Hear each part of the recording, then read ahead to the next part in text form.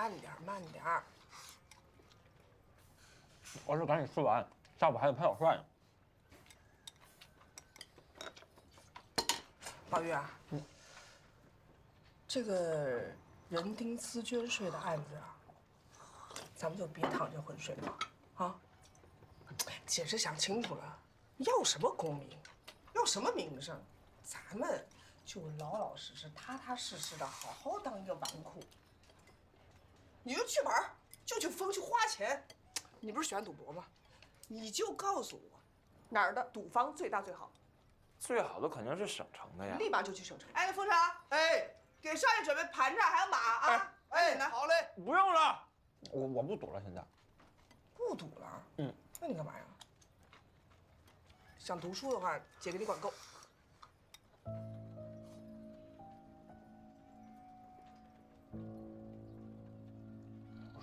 我想起他的名字了，叫《私捐全书》。那本书是你父亲所著，老朽恰好看过。对呀。让开，让开，让开，叫！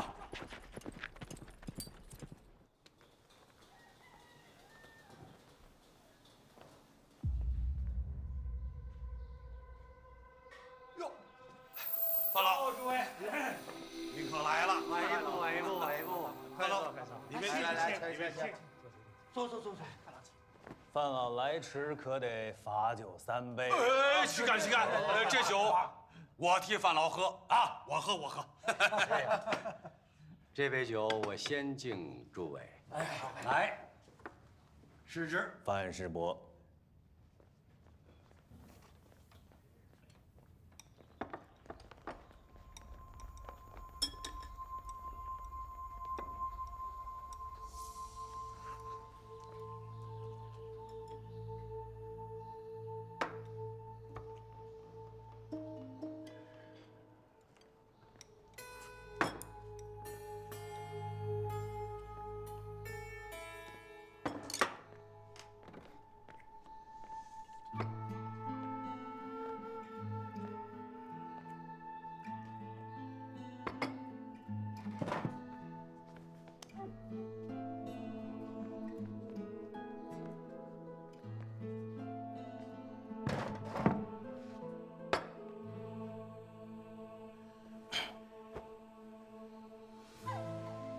程兄怎么不一起吃啊？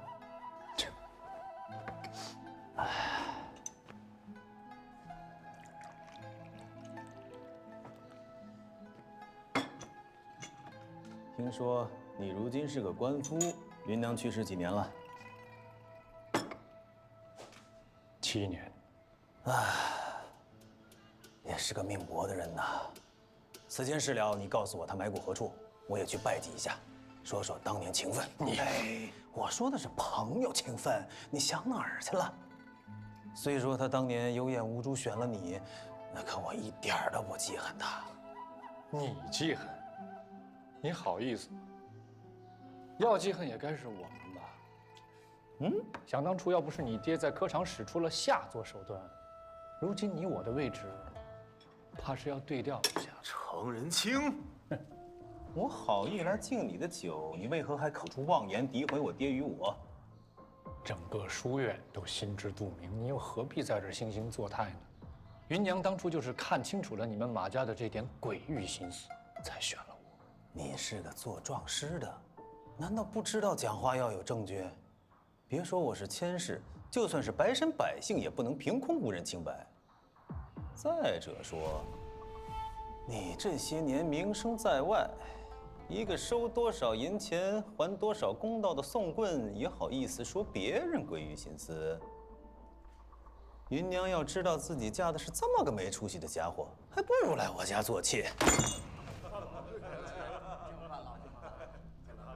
过谦了啊！程兄啊，坐下。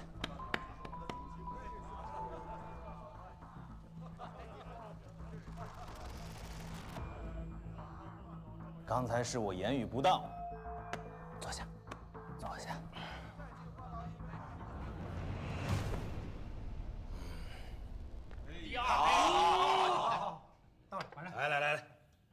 第3杯酒，咱们一起喝。好，来，好，尽管了。来，实在好。来，难得有饭好在，多喝一杯。不知道程兄你读过佛经没有啊？这佛经里说，人死了以后，有的投胎成人，有的投胎成了畜生，从此殊途。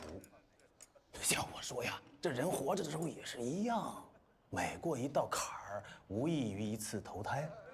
你什么意思？必须得承认，你当年确实比我有才华。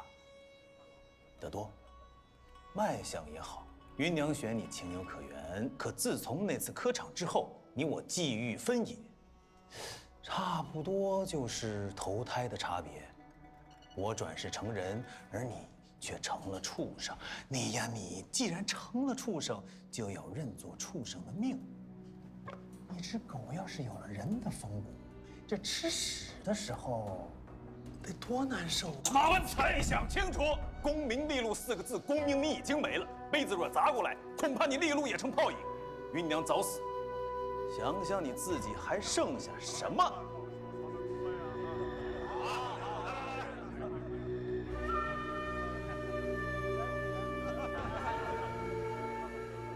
唉，下午还要靠程兄你冲锋陷阵。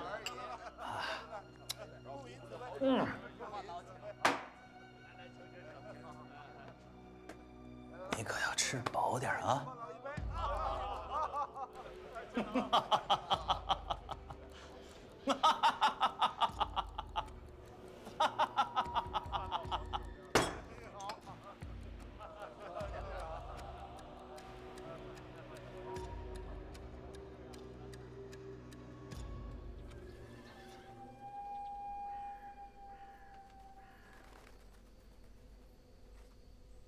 黄知府，因赋予白册数量较大，本县提供的是礼义级的薄册。兰溪县的赋予白册，我的人也只来得及抄到礼义级。无妨，扶摇一向来是以礼为单位的，一礼是110斛，知道这些对我来说已经足够了。那就好，帅家模，开始吧。人丁丝绢税，原是成化9年监府协饷，共6000匹，由8县均摊。到了成化16年，改为了人丁丝绢税，由仁华县独担。要证明这两者的关联，原本很简单，只要找出成化年间除仁华之外其他7县的税赋账册，再调查其中的增减，便可一目了然。哎呀，这些大家都知道，账册都烧光了，你非要拿来这些赋予白册添什么乱？嘉靖10年之前，奉兴的本色税是要调用徭役，由百姓自行运输。也就是说，从这赋役白册中也可以看到税赋的多寡。帅家模，本府提醒你，在座的诸位可并不都像你一样精通算学，我觉得你有必要详细解释一下，以免有些人听不懂又来啰嗦。好，那我举个例子，就好比仁华县今年所交夏粮未知数，但通过赋役白册可以查知。方知县今年调用了1000名民夫用于运输，那么已知每2名民夫可运粮5担。仁华县今年所交的夏粮一共是2500担。啊，这样解释起来就容易懂多了。王知府，重点不在于算法，而在于此人的动机。程仁清，你一个小小的讼师，谁允许你在这说话的？下去！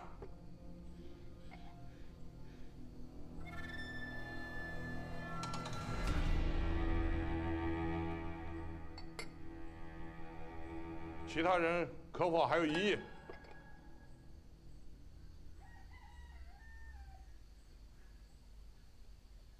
如果大家没有异议，甚好。帅家模，开始算吧。驾！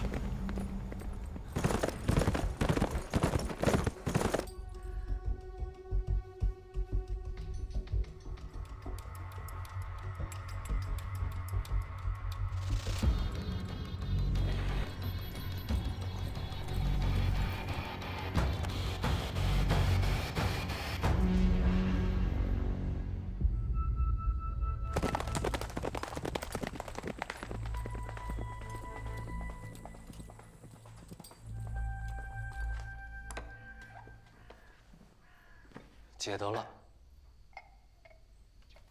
直接说结果。成化9年，晋安府协饷6000匹丝绢，折银3530两，由8县均摊。可从成化12年开始，每一年分担的比例都在变化。什么意思？这是一笔非常巧妙的账目操作。如果一下把所有税赋都转嫁到仁化县头上，那么立刻会引起警觉。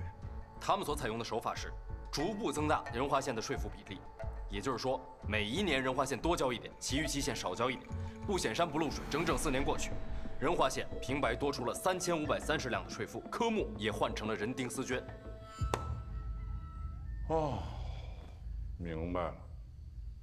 好了，辛苦了，帅家木，你先一旁歇息吧。这个手法真是高明啊，真是温水煮青蛙呀！难怪呀，仁华平白啊多交了这笔赋税，还丝毫没有察觉。原来这都是4年间一点一点提上来的呀！你说百姓只知道朝廷在增税，朝廷增税，那也是天经地义的事。哎呀，好啊，既然人丁丝绢是篡改而成，那我们就应该正本清源，回归均平。刘玄，我觉得此事不宜操之过急，毕竟是100多年前的事儿了。现在时移世易，况且现在的建安8县和当年的建安8县可情况大不一样了，户口人数有所增加，而且开垦的田地数目也变化很大。如果再按以前那样均摊，好像有点不公啊。黄知府，这事儿简单，我也有成算。晋安府8县，不妨重新测一下田地，按照新统计的田亩数量，制定分摊比例。太好了，还是刘玄案显得周到。这个提议甚好。那本府现在就宣布。等一下，程仁清，你又要干什么？黄知府，刘玄案，毛知县，你们可知道帅家墨为何要提起这一桩100年旧事呢？你不就是又想说帅家墨的父亲曾经因为此事蒙冤，帅家墨是挟私报复吗？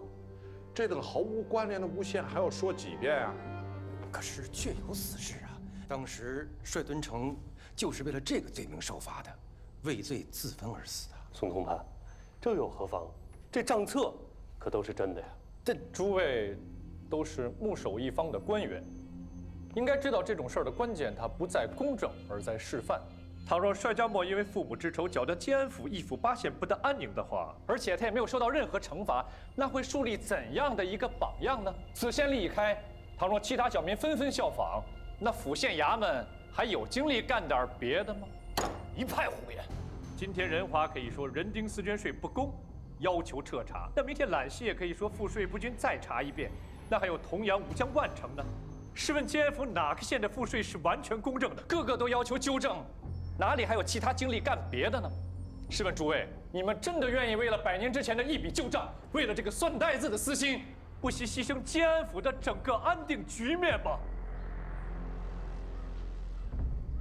程仁清，你这是在威胁黄知府喽？在下不敢，我只是想提醒诸位，常理人情、正气、公心，常理排在第1位，而公心只排第4。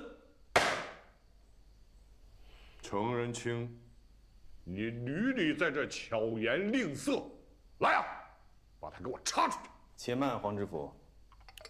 本官有句话，不知当讲不当讲。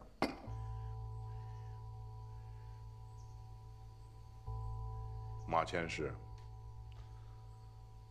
此乃民政事务，尊驾在旁边旁听即可，难道还要发表一番议论不可？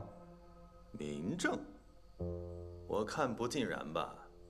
我刚才听帅家墨说，这个人丁丝绢税的源头乃是被窝的协饷，对吧？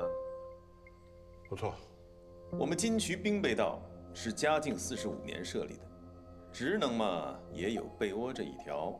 金安、衢州等地至今仍在协饷，既然人丁思娟是协想所化，那兵备道自然也可以发表意见。军政干预民政，此乃朝廷大忌。马千世这么做，就不怕被弹劾吗？刘巡安，你既然叫我马千世，可知这“千世”二字的前面是什么？奉行提刑按察使司。不错，我虽分管京局兵备道，但仍是按察使司的编制，所以问理刑名、进阁兼弊也是分内之事。你自己也是巡按，这点道理难道还不懂吗？那好啊，不过有话说在前面，你想说就说，至于是否被采纳，那还是皇知府的意思。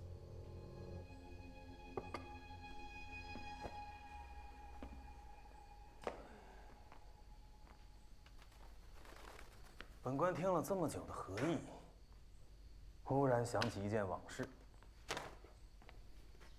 大秦末年，群雄风起，这其中最厉害的一个，便是西楚霸王项羽。最不起眼的是一个泥腿子刘邦。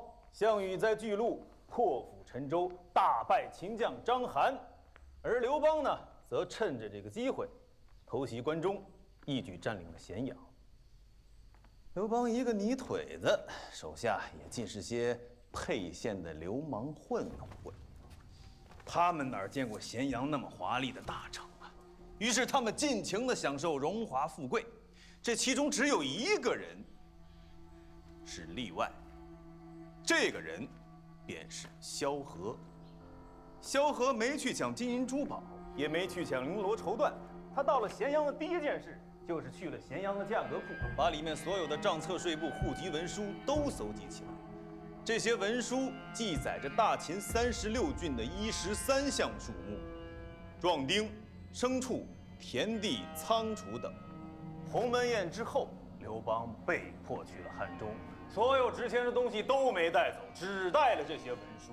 全靠这些文书，刘邦才知道天下之虚实，民力之多寡，才能在楚汉争霸时做到运筹帷幄，决胜千里。是以天下大定，汉高祖推萧何为首功。马千世，我们坐在这儿，可不是要听你说书的。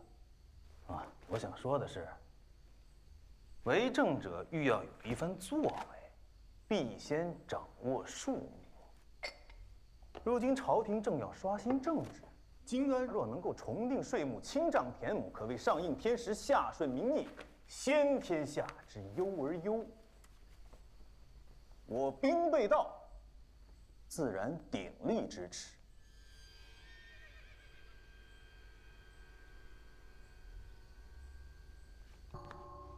马千世说完了。说完了，两位，但凡有用得着我兵备道的地方，尽管开口，不吝惜。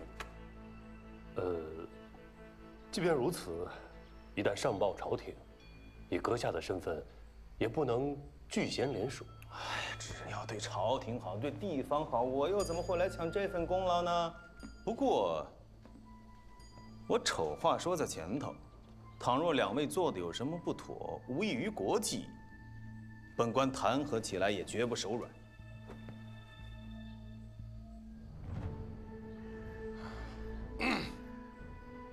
那你们两县还有什么看法？为民扶植，责无旁贷。敖知县，你呢？既然大家都认同，那揽溪县也认。很好，那本府宣布，3日之后，金安8县重新丈量田亩，为恢复人丁思捐旧制做准备。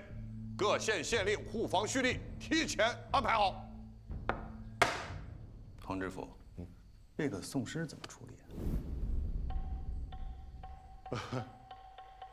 马千世有什么想法？这个人从一开始便在搬弄是非，什么常理人情、正气公信，不过是赚银子的借口罢了。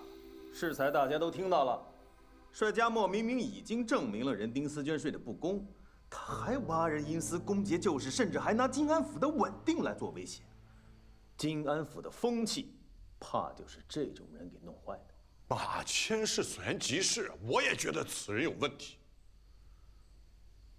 毛主席，这程仁清可是你们的刑名师爷？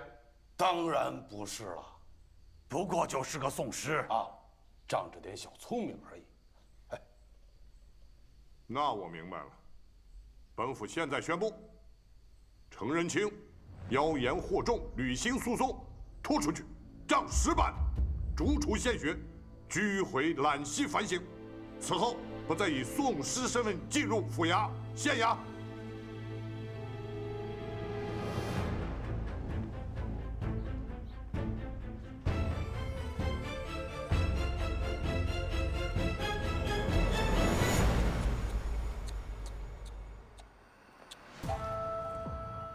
你跟范老中午早就商量好了，却还要我跳出来反对。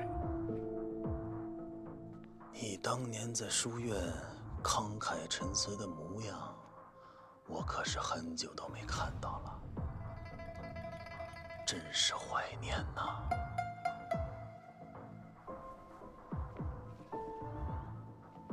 实话告诉你，当年那次科场，我爹使的手段本来只是让我抢去你的头名，是我让人在你的夹带里塞入小抄，故意被考官发现，这样你连卷土重来的机会都没有。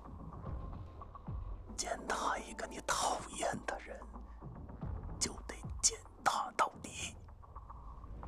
云长九泉有知，看到他选的男人如此窝囊，应该也不会瞑目了吧？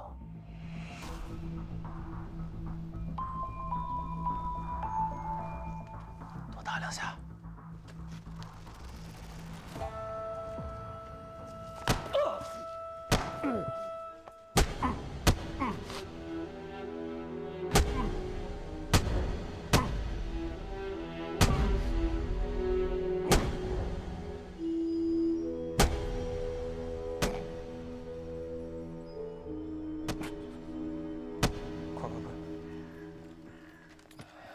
程远，慢点，慢点。刚打完板子，这么颠疼。程先生，兰溪架壳库的老吏死了。死了？刚才我听到消息，那老吏在监牢里悬梁自尽，还留下了一封遗书，说架壳库的火灾其实是他误烧的，因为惧怕责任，所以才推卸给了帅峰2人。这听着合理多了。这纵火的案子算是了结干净了，没隐患了。至于是不是自尽，没人在乎。先生觉得不是？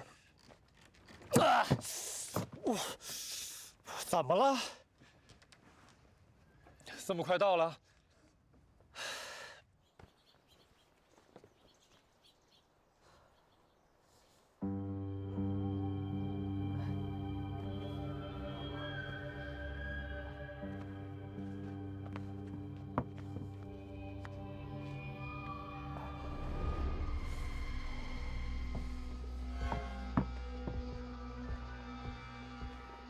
范老，有负所托，惭愧。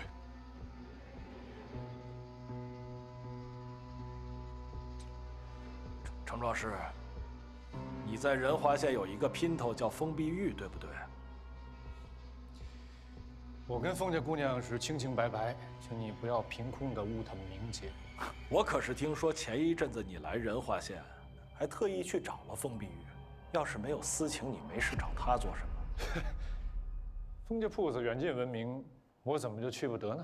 可是当天晚上，封碧玉就去找了方茂贞，随后方茂贞便莫名其妙地把牌票行去了金安府，才惹出后头这么多麻烦来。最要紧的是你在兰溪架壳库大火中亲自救出了帅峰2人，你说对不对？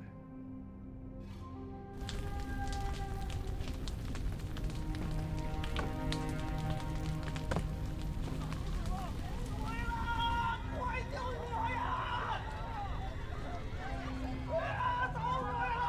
先生，来人了，快走吧。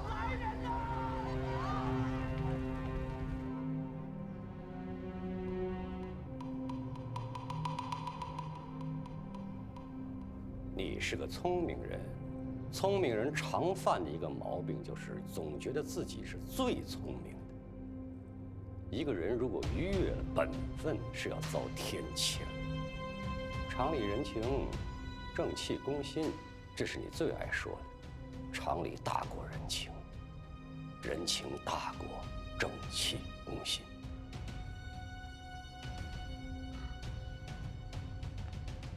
可惜。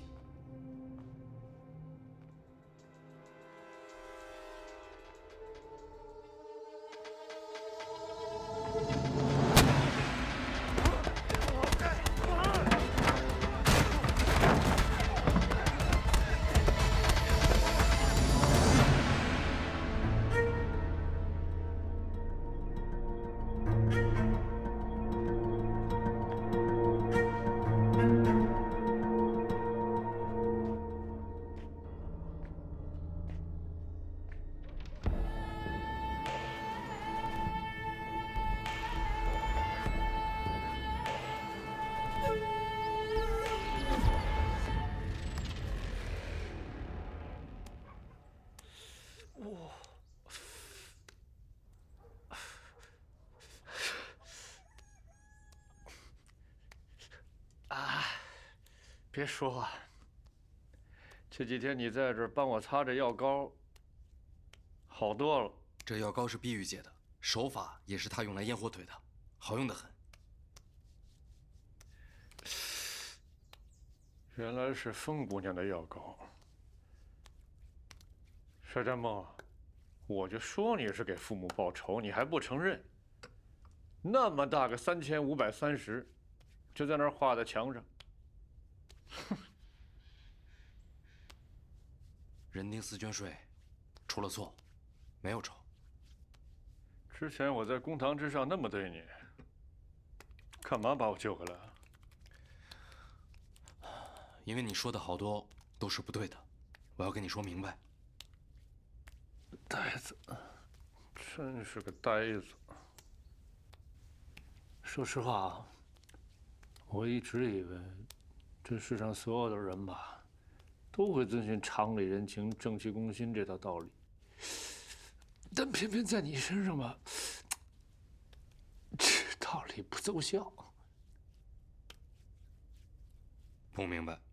鸡同鸭讲，咱们两个根本就不在一境界里边。不过现在啊，也只有你这呆子了，肯理我这落魄之人。我说轻，轻点儿。上！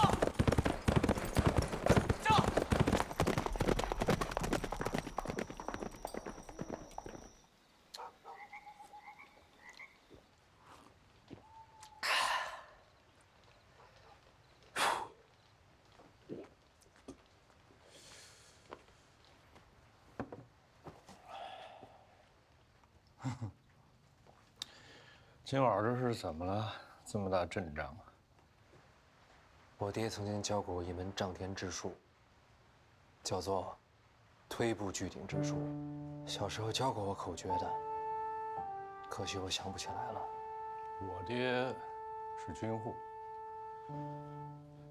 从小我便被教导励精图治。为了磨练我的意志，我从小就练武。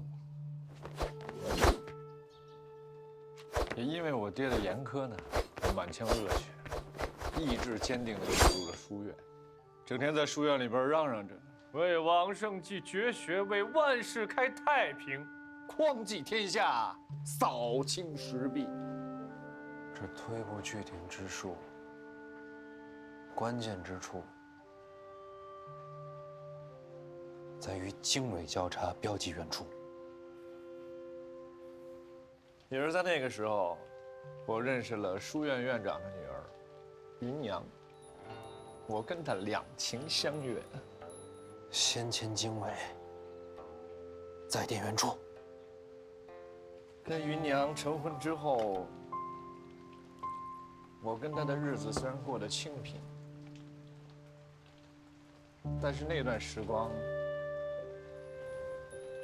真美。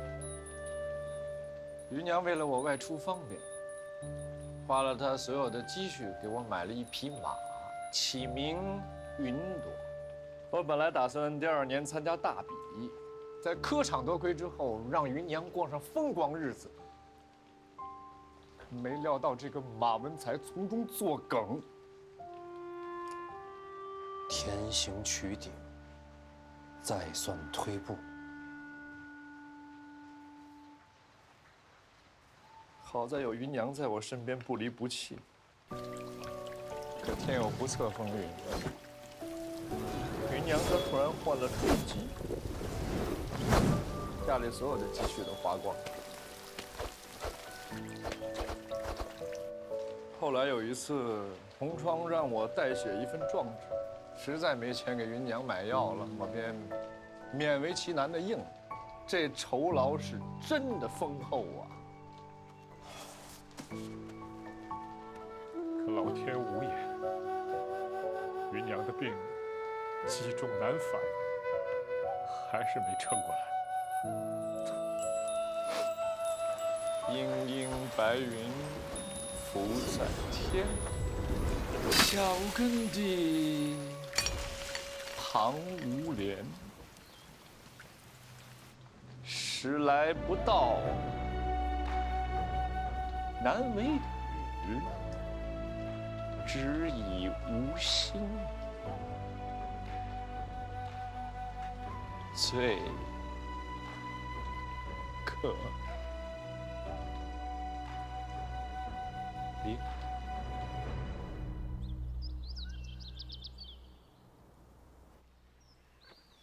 这红川溪稍作分水，至少还能开辟出几百亩良田。就是不知要花多少银子。是啊，摊派下去，百姓又是一笔负担。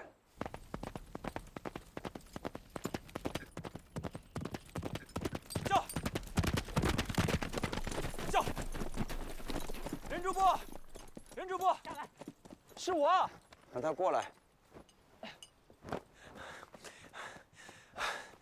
任主播，我可算找到你了。我在忙公务，有什么事儿回县衙再说。不是，请你告诉我思源全书的事儿。你先去忙吧。是。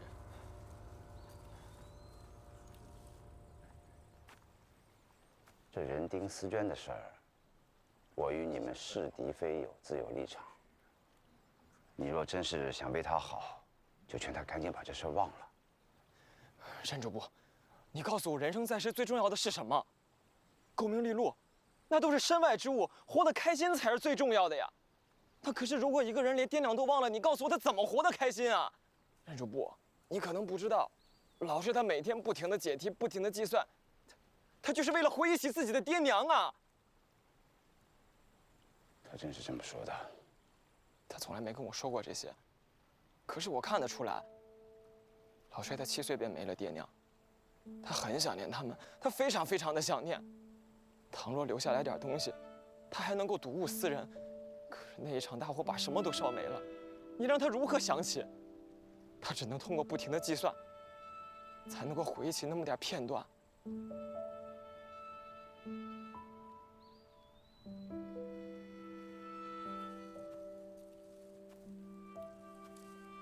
确实如此啊。你果然知道？只是听说而已。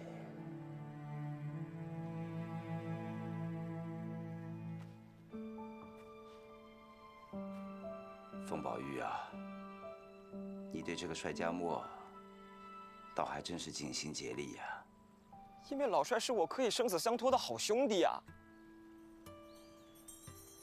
吉安府急报！吉安府急报！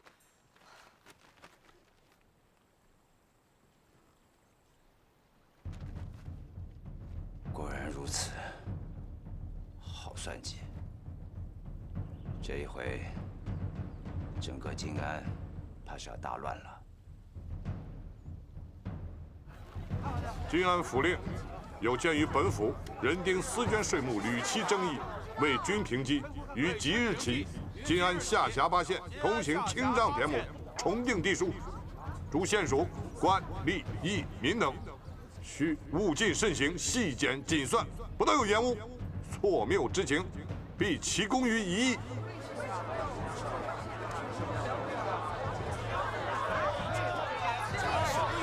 这什么意思？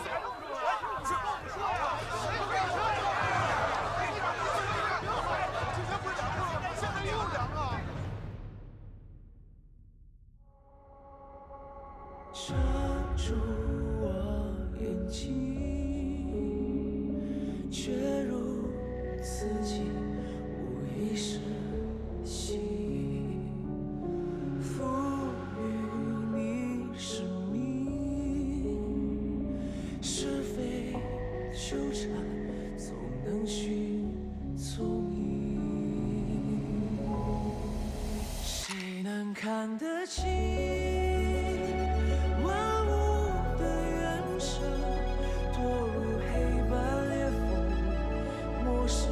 是纷争也会指引，用偏颇的真理凝视野兽瞳孔，撕裂我的痛，束手变苍穹。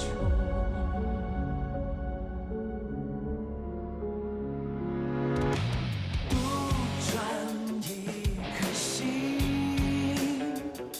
平庸执迷。穿过这恐惧，灵魂躯体生于天归于地，就像这位传奇，我被传记，就算死有换季，无声息的团体的河，就算10年500个泛黄的报表黄色，又会变到那天也许又被转移了，可以去可以体谅。先被惊吓，狂日之下还无限剂量，运气并驾，64年反复不下60次，新人厌倦的字，字如卷卷。谁能看得清麻木的人生，陷入前尘浮云，幻化日月长空，也会指引，用偏颇的真理凝视野兽瞳孔，撕裂我的痛，束手变苍穹，为世界重生。